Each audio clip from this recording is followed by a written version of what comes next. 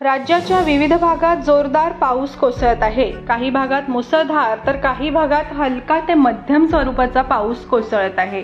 काही ठिकाणी मुसळधार पावसामुळे जनजीवन विस्कळीत झाल्याचं देखील पाहायला मिळालं आहे।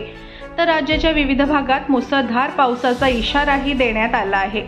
मुंबईसह ठाणे, रायगड, रत्नागिरी आणि सिंधुदुर्गमध्ये येलो अलर्ट जारी करण्यात आला आहे।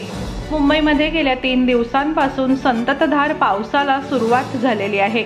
मुंबई शहरापेक्षा उपनगरात जास्त पाऊस झाला असल्याचं सांगण्यात येत आहे। सीएमएमटी, सायन, कुर्ला, विक्रोळी, भांडूप या भागातही उद्या संध्याकाळी पावसाची शक्यता वर्तवली आहे। मुंबईत उद्या कमाल 35°C तर किमान 22°C तापमान असेल।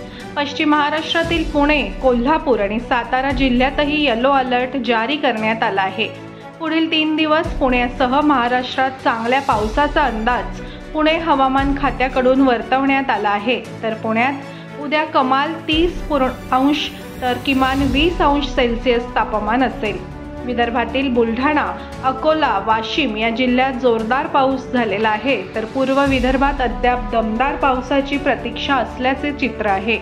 नागपूर, चंद्रपूर या जिल्ह्यात अजूनही उकाडा जाणवत असून पावसाची प्रतीक्षा कायम आहे। तर नागपूरमध्ये उद्या कमाल 35°C तर किमान 27°C तापमान असेल।